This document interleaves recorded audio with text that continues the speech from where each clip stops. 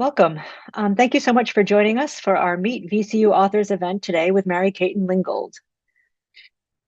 My name is Chris Shin. I am an associate professor in the Department of Gender, Sexuality, and Women's Studies here at VCU, as well as the director of the Health Humanities Lab and the acting director of the Humanities Research Center for Spring 2024, while the director, Christina Stanchu, is on a Fulbright in Canada. I'd like to thank the College of Humanities and Sciences, the amazing Ronnie Sisaveth, and the acting assistant director, Eli Costin, for their support and help promoting this event. The Humanities Research Center's Meet VCU Authors series invites faculty, students, and members of the Richmond community to come and meet VCU's authors as they talk about their recent publications and answer questions about their work. It is also a time of celebration, as we know that every book takes many years and a lot of hard work to complete. Our virtual events follow a more or less similar format.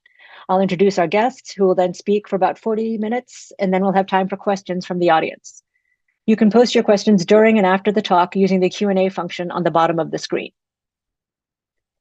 Now, I am very happy to introduce to you today Dr. Mary Caton Lingold, an associate professor of English here at VCU, where she also directs the PhD program in media, art, and text. Dr. Lingold is an interdisciplinary scholar specializing in the literature, culture, and music of the African Atlantic world, as well as the fields of sound studies and digital humanities. Dr. Lingold is the author of African Musicians in the Atlantic World, Legacies of Sound and Slavery, published by UVA in 2023, as well as a co-edited volume, Digital Sound Studies, published by Duke in 2018, and articles in journals such as Early Music Studies in 18th Century Culture and Early American Literature. Early Music Studies in 18th Century Culture and Early American Literature. She also collaborates on projects that blend historical scholarship, performance, and new media, including the website Musical Passage, A Voyage to 1688 Jamaica, and a podcast about a song by an enslaved woman named Tina. Mary Caton, congratulations on the publication of your new book, and welcome to VCU Authors. Thank you so much, Chris. I want to thank you and the Humanities Research Center for having me today. Thank you, Ronnie Sisavath, for all of your organizing efforts. And I also want to thank Christina Stanchu, who's on leave this semester, but has been a wonderful support to me. I've been to many of these Meet VCU author events and enjoyed them very much. And it's exciting and intimidating to be on the other side of the camera today. I also want to thank so many of you for joining. Looking at the participants, I see people from many corners of my life, from my personal life, academic colleagues at VCU and beyond, family and loved ones. So many of you have had a hand in supporting me on the journey of this research. And of course, some of you don't know me at all. And I want to thank you especially for being here and for your interest in my work. I thought I'd start by telling you a bit about how I got interested in this research and what led me to pursuing it. And in many ways, it is kind of a confluence of my personal journey, my academic journey, and my journey as a musician as well. And so I'm from a part of the rural South, a small city, Marshall, Texas, which is on the Louisiana border. And welcome to my Marshall folks in the audience. Marshall, like much of the U.S. South, is profoundly shaped by the story of slavery and the history of race and racism.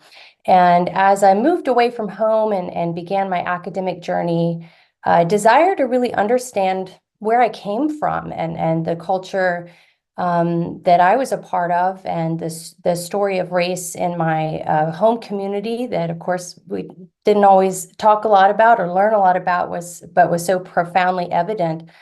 I began to study the history of slavery to try to understand racism and its origins. And if you look into the history of slavery and American race and racism, it's going to lead you to the Caribbean, because the Caribbean was at the center of the story of colonization and slavery. And it's really, it was the economic engine and also essentially the cultural engine of what led to the settlement of the Americas. And of course, the vast trafficking of enslaved people from Africa to the Americas.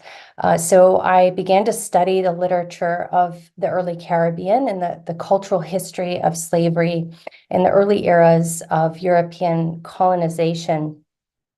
And as my academic journey was unfolding, and particularly when I was working on a master's degree in the University of Colorado Boulder, I started a kind of musical metamorphosis that I think also really impacted my research and its direction. I'd studied classical music growing up, singing and piano, and started college thinking I would want to pursue music professionally in the Western European classical tradition.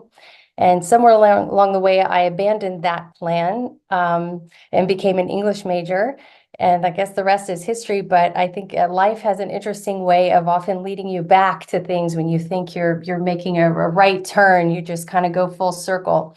But anyway, when I was living in Colorado, I fell into a music scene of musicians who were playing bluegrass. And I started to play the fiddle, and I went from a musical tradition that placed a lot of emphasis on text and learning from notation into a genre where the ear is prized and improvisation is prized. And that was a real mind expanding and mind opening experience that gave me a lot of reverence for oral knowledge. And at the same time, I also, like many others, became quite aware of the influence of Black musicians and musical forms on bluegrass as a genre. Even though bluegrass sort of presents as white, it is profoundly influenced by Black musicians. Many of you may be aware of the history of the banjo, the iconic instrument of the genre, which of course was developed by enslaved people very early in the history of enslavement, and is important to the genre. But it's not just the banjo, it's the repertoire, much of which comes from blues or Black gospel music. It's the blues scale that forms the backbone of the tradition, and sort of improvisational techniques that come, and soloing that come right out of jazz. So this awareness, as it was growing, led me to be more curious about the history of Black music generally. And so as I was reading and learning more about the lives of enslaved people in the early modern period, I looked for evidence of music that I might find. And sure enough, I found a lot of information about it, and a desire to want to,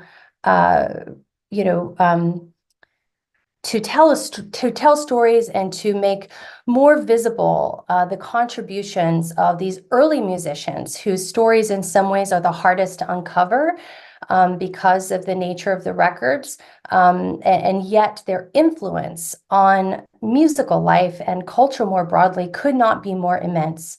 And that really is what sparked my research agenda and my curiosity that ultimately led to the creation of this book, which focuses on the experience of enslaved musicians and their communities between the years, and this is a roughly between 1600 and 1800. And why that time period? I mean, for one thing, it's the period that I'm trained in. That's sort of my specialization. But this is the era, this is the rise of plantation slavery. And there was, of course, African and indigenous enslavement before that time period. But that is when this critical turn towards plantation agriculture led to the economic and cultural and historical transformations that really shaped the beginning of the story of the African diaspora. And so I focused on that time period. I also chose to focus my research specifically on the African-born survivors of the Middle Passage, really just wanting to understand how did enslaved people bring their musical traditions to the Americas and manage to establish them in such a profoundly influential way while living under duress. It's something I think we sort of take for granted, knowing that it happened. But how did it happen? And what did that mean for people who chose to spend time in musical community? How did music shape enslavement? And the fact also, I wanted to underscore that for researchers into the slavery and the history of slavery, that music was important. It was not just ancillary to the world of the enslaved, but it was really central to it. So there were, of course, a number of challenges to be overcome in trying to tell this story and to do the research that went into the book. And there's challenges more generally into the study of early Black music history in general. One of them is disciplinary. And what I mean by that is that the academic discipline of music history or historical musicology that you might expect to examine this topic, unfortunately, with the exception of a few, influential works, there's really not a lot of scholarship on the subject, and that's because historical musicologists tend to focus on notated traditions, on written archives, and thus Western European genres. Now, the field of ethnomusicology is a field that, with shared roots in the discipline of anthropology. Scholars working in ethnomusicology work on much broader traditions across the globe beyond those associated with European classical music, but they do so generally in the context of living tradition and not so much in historical periods. And again, I'm painting with a broad brush here. Anytime you say, there's none of this, there's always some examples of it. And there is indeed a growing body of work in the discipline called historical ethnomusicology. But essentially there are these kinds of disciplinary gaps. And of course, it's not just the methods of disciplines, it's the fact that American universities historically, have privileged histories of Europe and of the global North. So this is part of that larger reality. There's also a challenge, of course, with archive. How do you recover the history of performance traditions that were not written down, that were not really about being written down, and for which the practitioners, most early Black performers, did not have literacy in European languages. And in fact, many of them were prevented from having literacy in European languages. So there's a challenge of trying to recover stories that would seem ephemeral and musical performances that would seem ephemeral. But it's in my research, I show that there is a wealth of interesting material about the musical traditions of enslaved people and indeed musicians from across the globe beyond the scope of European music that is found in travel writing. Travel writing is just a catch-all term for a genre that became really important during the rise of colonization of slavery as Europeans were traveling around the wider world. Missionaries, ship captains, traders, colonial officials, settlers, they would go and they would go on their journeys, and then they would write up what they saw and ate and heard and what the weather was like. And these books were of incredible interest to people in Europe because it allowed them to get a sense of the wider world without leaving their homes. And indeed, even before people traveled to distant regions, they would read these books, and they were profoundly influential in terms of teaching Europeans how to see the wider world. And in these texts, it became quite formulaic to portray musical life.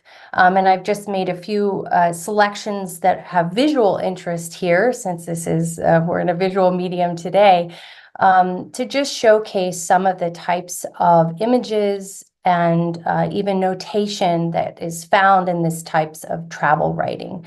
So one of my central resources for the study that became this book was surveying just as many works of travel writing that I possibly could that portrayed performances in Africa and the Caribbean and the wider Americas. And there are a lot of them. There's a lot of descriptions. But there's still a problem, a real challenge with these texts because they were written by outsiders who were unfamiliar with what they heard, who often did not like it, who often were extremely prejudicial about what they documented. So one of my challenges is to navigate these complexities and to consider how it might be possible to uncover and to center the experiences of African musicians from within these texts that were written by people who witnessed their performances, but were nonetheless really profoundly mediated portrayals of what they heard. So one of the ways that I sort of try to deal with this reality is by thinking with and through sound. As I mentioned earlier when I was describing my musical journey and my growing awareness of the really profound nature of oral knowledge, that influenced my interpretation of these texts. And I'm going to give some examples of what I mean by this later. But when we focus on the sounds and how they are interpreted and what they mean to different listeners and different performers, it can open up a more three-dimensional understanding of some of these historical circumstances that are documented in these types of texts and other records, such as musical instrument objects. There are some important firsthand accounts actually authored by enslaved and formerly enslaved individuals that are also useful in images and so forth. But sound became a critical tool for me. And this term, sound legacy, that you see here at one point was the title of my book, but the press suggested that it was a little too vague and conceptual for, it might not, and I think they were right, but it still kind of captures, I think, something at the heart of my book. And I really mean this term sound legacy as a double meaning, because on the one hand, I want to suggest that the legacy of enslaved musicians is in the sounds that they created and that have gone on to influence so many musical genres that are alive and well today, from across national traditions, but also the idea that this legacy is sound, and that even though some of these histories may seem irrecoverable or lost or ephemeral, they're not. They're actually really coherent. They can be traced, and they are extremely influential. And so that was a kind of guiding principle for as I wrote the project, and something important that I wanted to convey. In the spirit of that, and my emphasis on sound as a way of knowing, I'd like to pause the kind of me talking at you portion of this of what we're doing today and listen a little bit. I'm going to say a bit more about what you're hearing here in a bit. But this is a composite piece created for a project that I did in collaboration with David Garner and Laurent Dubois. And what you're going to be hearing are some musical interpretations of some really extraordinarily rare notated documentation of African diasporic music that was performed by enslaved people in Jamaica in the 1680s.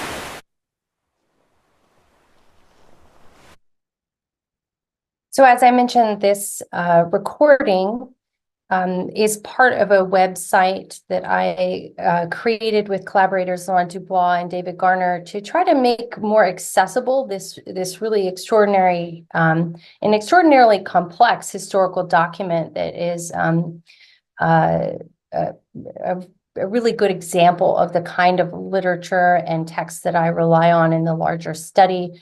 This comes from a travelogue by Hans Sloane that was published in 1707 about Jamaica. And I'll talk a bit more about this document later. In addition to really emphasizing sound and using sound as a theorizing method throughout my book, it was really important for me to emphasize the stories of individuals. As many scholars of slavery have shown and really grappled with, it can be really challenging to surface the stories of individual lives.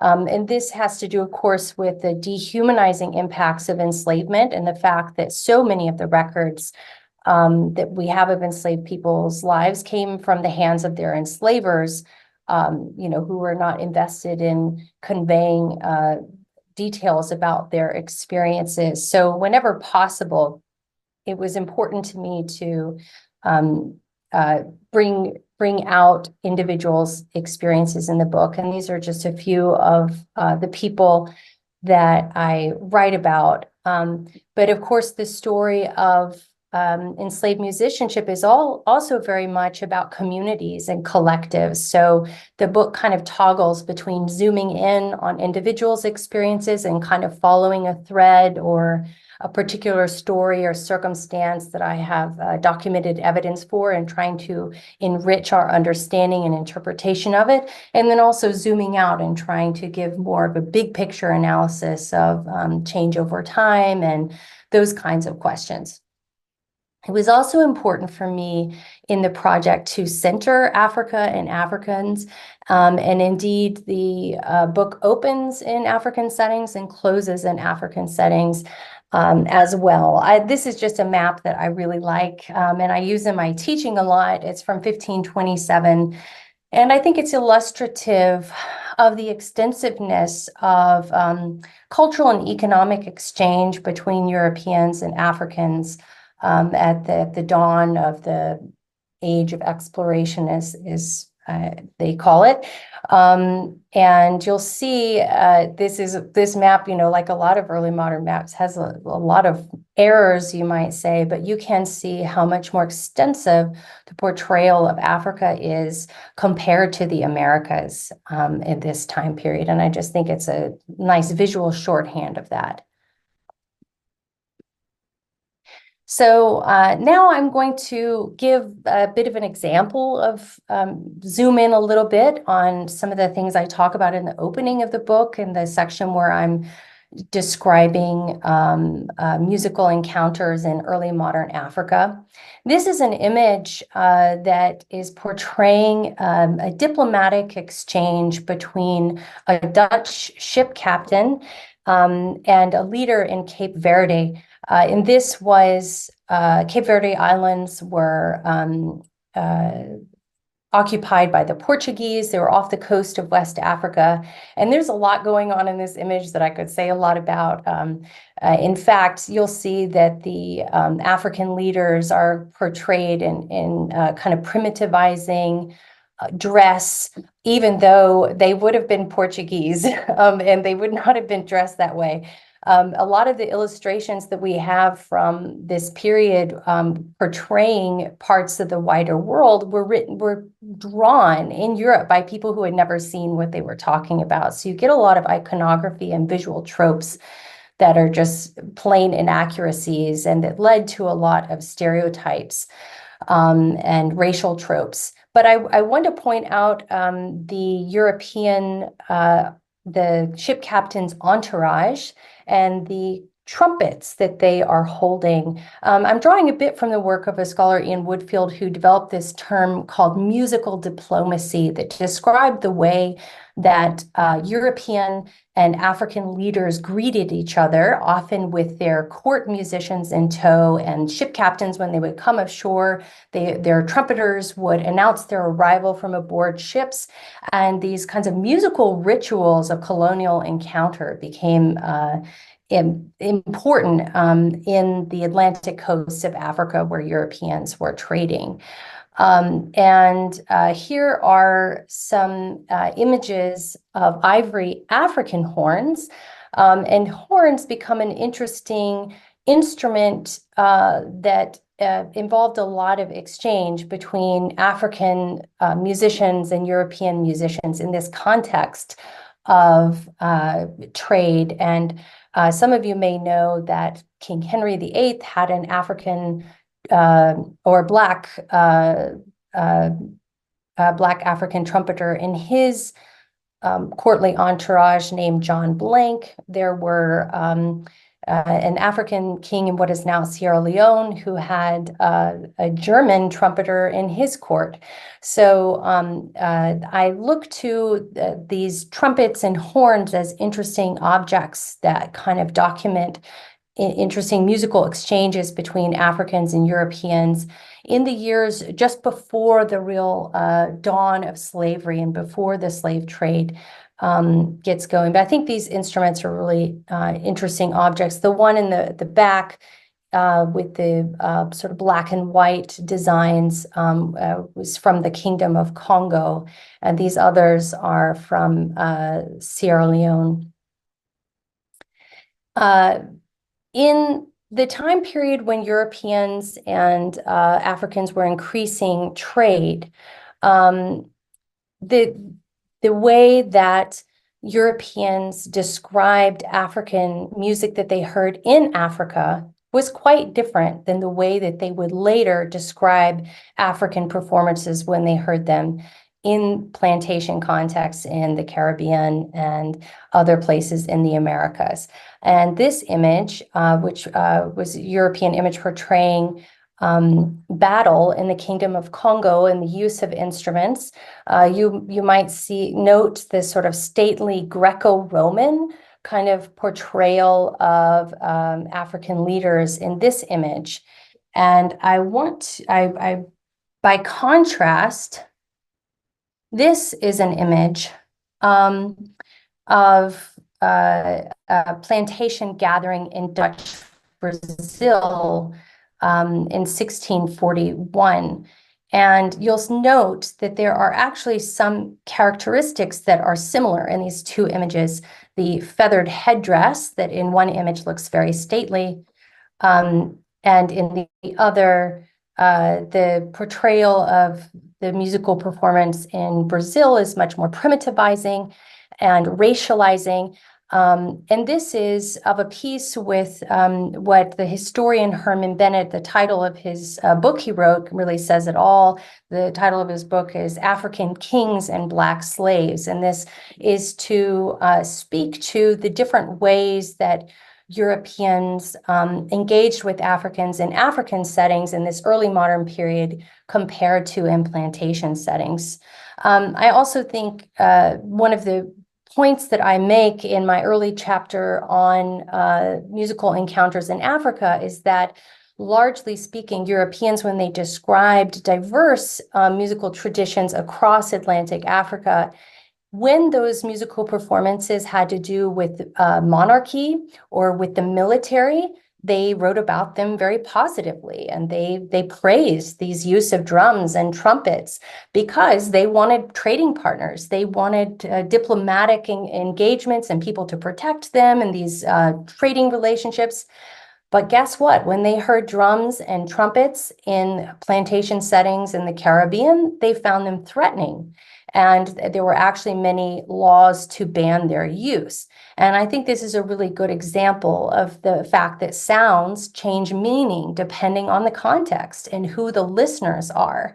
And this, of course, led to really tragic consequences in the sort of history of the emergence of Black music, but also its racialization and the way that European listeners' interpretations changed.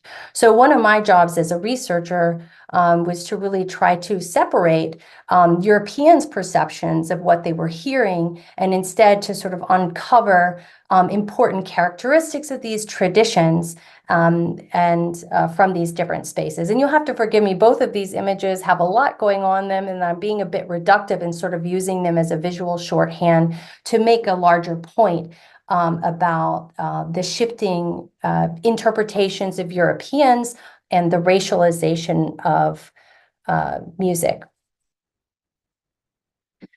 Then, of course, after focusing on African settings, the book shifts to the experiences of people living on plantations in the Americas. And some of the kind of primary takeaways or sort of things that I think my book really focuses on introducing into the conversation. As I mentioned earlier, one of my questions was, how did this happen? How did enslaved people manage to, essentially their musical life becomes the most prominent kind of cultural form that's described in the Americas. And I'm not just saying among enslaved people, I mean among in plantation in these early American colonies. The music of enslaved people was a very prominent and extensively discussed and observed phenomenon. It was important to enslaved people, and they chose to make this happen. And of course, musical gatherings were more than just musical performances. They were social events, they were ritual events, and opportunities for courtship and, economic exchange. And one of the reasons that musical life becomes so cemented into plantation culture early on is because of the way that enslaved communities were able to capitalize on some features of the colonial calendar.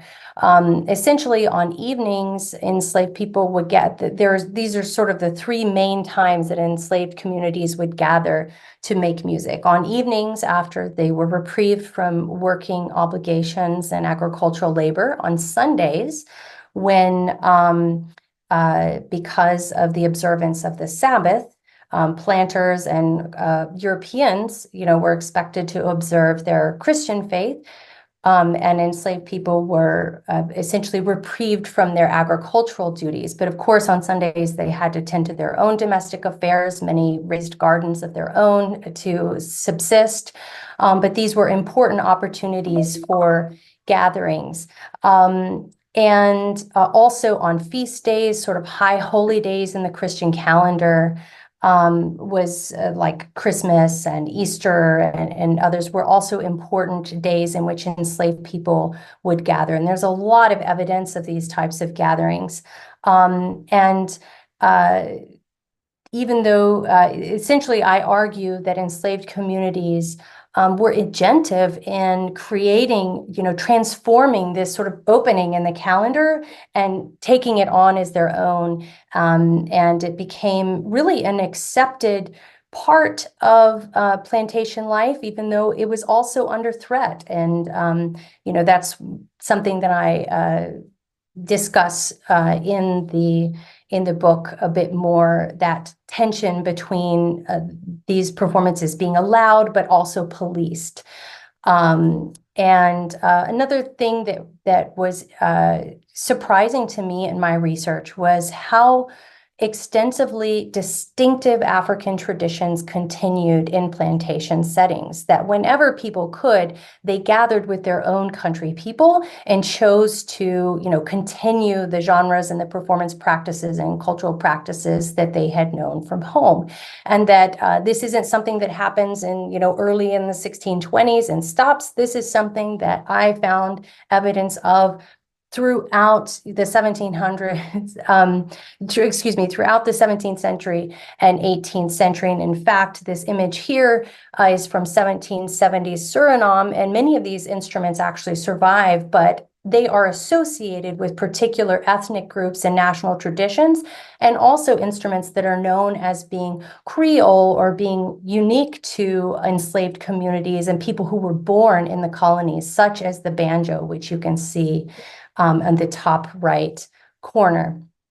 This takes me back to the song, the music that you heard a little bit of earlier. This is an important notated record of African diasporic music, and there's so much to say about this source, and I encourage you to go to musicalpassage.org if you want to hear more recordings. And I've also done quite a bit of research on the man who transcribed this notation, Mr. Baptiste, who I argue was likely a free person of color. I've done some research into his biography.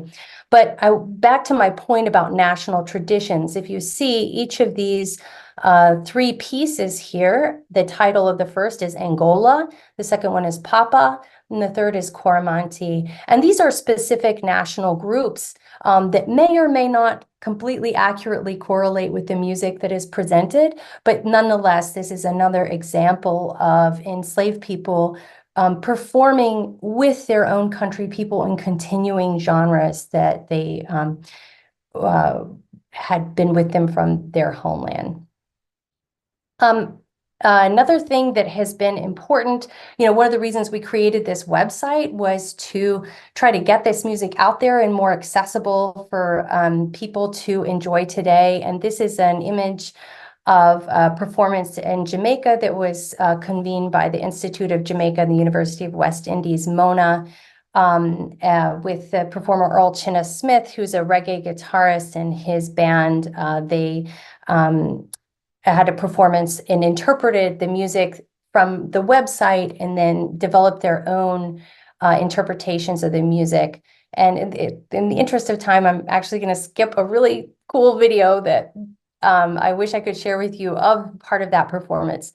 But also Rhiannon Giddens, an extraordinary banjoist, and plays on Beyonce's Texas Hold'em song. She's the banjo player at the beginning, and she's done a lot of work to really center and recover histories of Black folk musicians and banjoists. But here she is with Yo-Yo Ma. They played one of the tunes from that historical source in this song. Also, the University of West Indies Mona Chorale performed some pieces, and I did a workshop with them. And collaboration with musicians. Now, to be clear, I didn't have anything to do with Rhiannon Giddens and Yo-Yo Ma. They found the website on their own and have done their own things with it. But it's pretty cool that the music is out there. Something that's been important to me and kind of, it's my job as a scholar to maybe shed insight and on some of these early histories and kind of do the nitty-gritty uncovering of these stories. But my real hope is that this work is a gift to living musicians and to people participating in the cultures of heritage in a way to honor the legacy of enslaved musicians by bringing some of these histories and songs back into circulation. I have the pleasure of participating in a collaboration led by University of Edinburgh researcher Marissa Wilson, who's actually going to be at VCU in April. Stay tuned. And this was a collaboration with musicians from the Caribbean and from Scotland, and they used some of the historical musical texts and other kinds of archival records to develop a performance. And I'm going to close by sharing one of a performance and interpretation of another song that I don't have a lot of time to go into, but this is to my knowledge, the first recorded, notated record of a work song from the African diasporic tradition. It's from Barbados in the 1770s, and it is housed in the papers of abolitionist Granville Sharp. It's a really, really interesting song and really kind of has haunting and very complex lyrics that speak directly to the violence of slavery. So it's a really extraordinary document. One of the musicians from the collaboration in Scotland, Marvin Newton, who's from Trinidad and Tobago. Behind her here is Philip Black Sage Murray, who's also from Trinidad and Tobago. They are Calypsonians.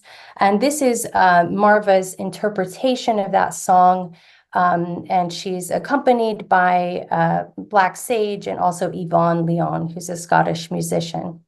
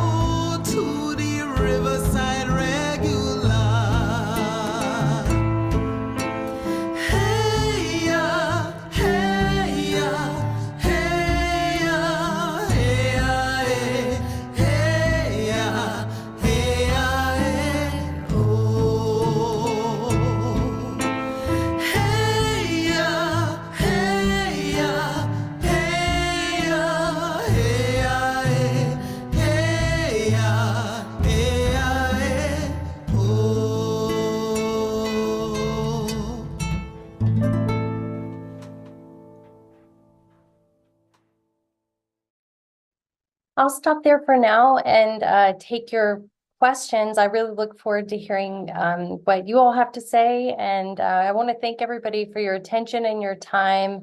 It's really an honor to get to share this project with all of you.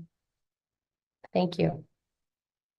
Thanks so much, Mary Caton, for such a rich presentation. We'll open the floor for questions now. And as a reminder, you can post your questions using the Q&A button at the bottom of your screen. And I'll just start. There are quite a number of questions already on both the Q&A and on the webinar chat. So I'll just read them off. Molly Brannon asks, you said at the beginning that your musical journey influenced what you studied academically. Do you think that your studies have also influenced what and how you play now?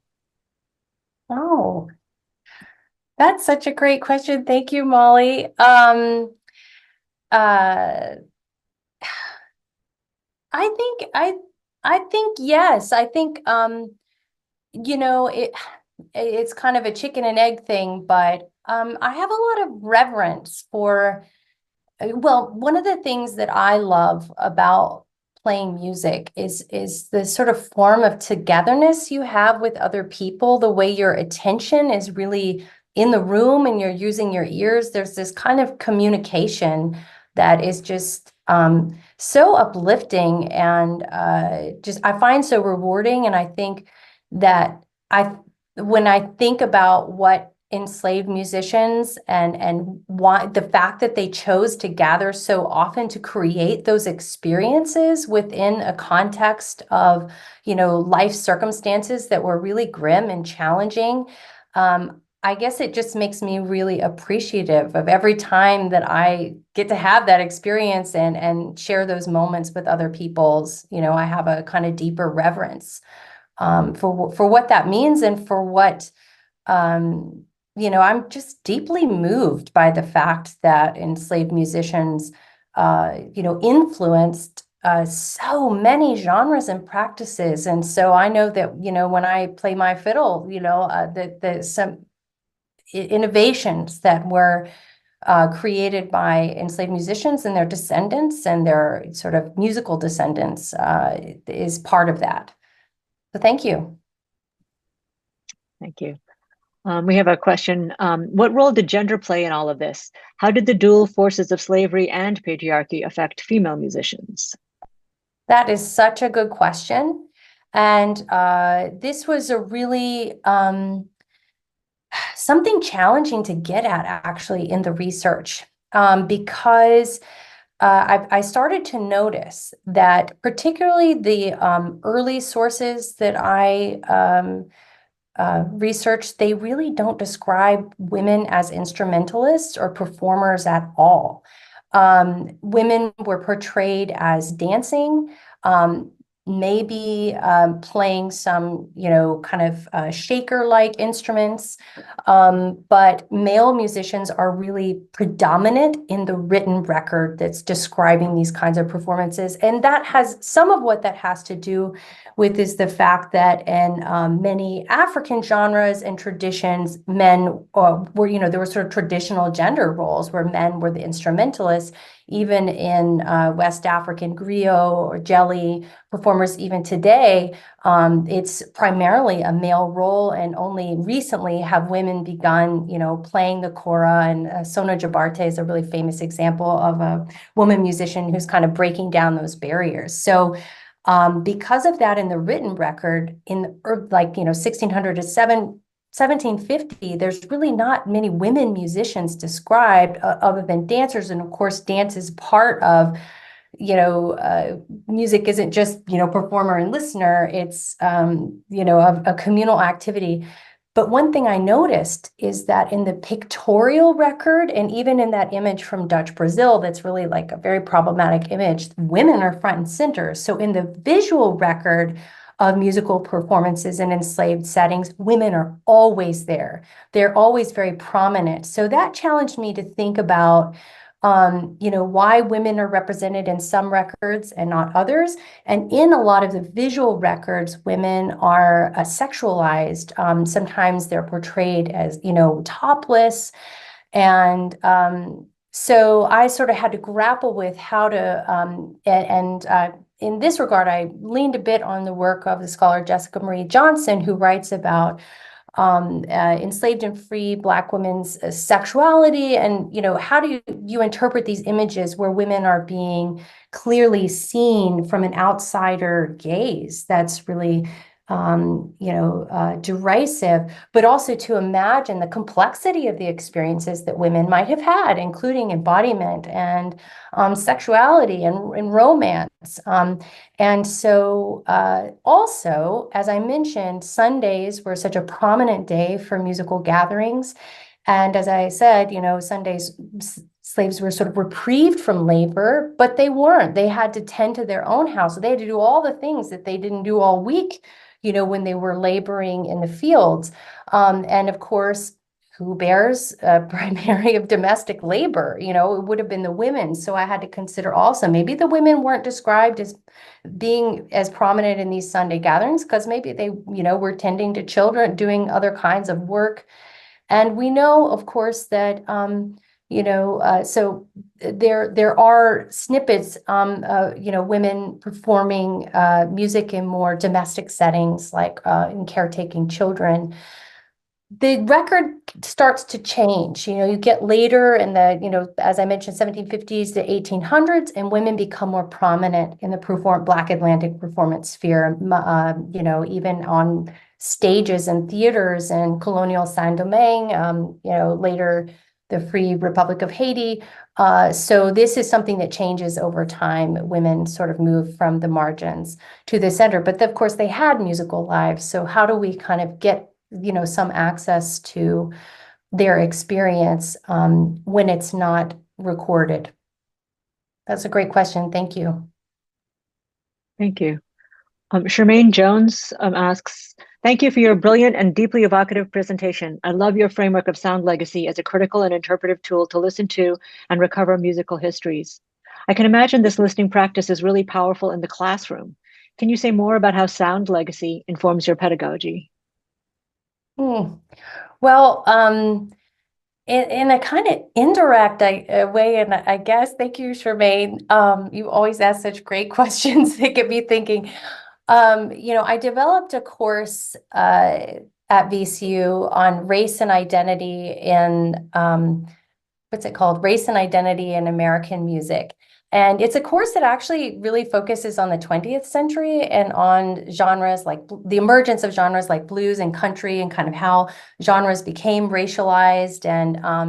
But in that course, listening is really central, and I have students produce their own podcasts, and we do a lot of listening to and observing performances. So that is one way that I've really been able to bring some of this material into my classroom.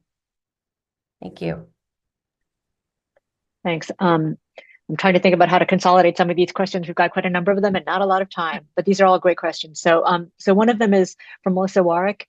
Can you tell us more about how the music of enslaved people in the U.S. differed between rural and plantations versus urban spaces like New Orleans? And then Mariah Crawford asks about influences Native American music would have had on enslaved people in the U.S. and vice versa. So rural, urban, Native American, and enslaved. Well, I'll say, just as a caveat, I don't really focus on the U.S. as much. The story of Tina, that's sort of the end of my book, is one of the main stories that comes from U.S. settings. But you're right that urban and rural spaces were quite different. And I'll point you to the book written by my colleague in history, Michael Dickinson, who writes beautifully about Black Atlantic urban spaces, and including a chapter where he writes about musical gatherings and performance. But you're right that they're different. And I'll say that I chose primarily to focus on the more rural plantation context in my research. And there's this kind of, let me see, how do I want to answer this? In some ways, in the early Caribbean, ironically, we know a bit more about the plantation settings than we do in the urban settings, and the music of the colonists. Let's see. One thing I would say is that one of the main differences would be that in plantation settings, there actually just were fewer white people there. There's William Dickinson, who was some sort of attaché to the governor of Barbados. He's the one who actually transcribed that work song that is now in Granville Sharp's papers. And he wrote very specifically about how he'd heard some music in town and he wanted to go hear the music that enslaved people were performing in the rural environment. And he said, basically, when I showed up, they all stopped and left and didn't want me there. And so, there's this kind of irony that even though in urban spaces and enslaved people would have had a little bit more mobility or maybe economic or social mobility, but on the other hand, the rural settings were more, how do I put this? Spaces for enslaved people to be among themselves, had in some sense more surveillance, but also more privacy in a sense. So I think I'd have to think how to answer that question with more nuance. It's a good question. Thank you. Okay, so there was a question about Native American music. Okay, okay, that's okay. And then also Carolyn Eastman writes, "What a great talk with performances. I'm in awe of your research. My question has to do with how much music played a role in communication between African diasporic peoples who might not share other languages with one another." Thank you, Carolyn. It's such a good question, and I'll be frank, I don't have a lot of evidence that that's something I expected to find. In a sense, I expected to find that music was a meeting ground where we had evidence of people exchanging musically, but I actually found the opposite. I found a lot of evidence of people sort of not exchanging in musical settings and instead being with their country people. But at the same time, we know that in some plantation environments, there was an intentional mixture of people so that, because of the fears of revolt. So we know that it must have happened. But I don't see a lot of explicit evidence of that among first generation enslaved people, so survivors of the Middle Passage. What you do see is particularly in the second half of the 18th century, musical practices being designated as Creole. So meaning, unique to people who were born in enslaved communities. So I really think it's kind of that second generation where the sort of transcultural conversation is happening. And I'm not saying it's not there. It could be just I personally haven't uncovered evidence of it, but that was something that I observed. And it's a great question because I think there's sort of, because of the, what we call the creolization thesis in sort of Caribbean and American studies, this idea that, African and European sort of, it blends. And I really didn't find this immediate blending. There is a lot of evidence, however, of enslaved and free people participating in European genres and really, participating in those. That's a space where you see a lot of that sort of transcultural performance. Thank you. Jason Kirby comments, your book does an amazing job reading between the lines of European and/or American colonizer or enslaver travel narrative perspectives to document the vitality, resilience, and resistance in the music making of enslaved Africans and African Americans in the plantation social world. On the other hand, you also highlight elements such as the story from the novel Orinoco, wherein the title character is tricked into enslavement via music's siren call, not to mention racist depictions of African and African American music by white colonizers and enslavers as threatening. To what extent do you see your book project as being part of a broader exploration into music's harnessing for purposes of world historical violence? Ooh, that's a tough one. Thank you, Jason. I mean, that is really beautiful. And thank you for being such a thoughtful reader of my work.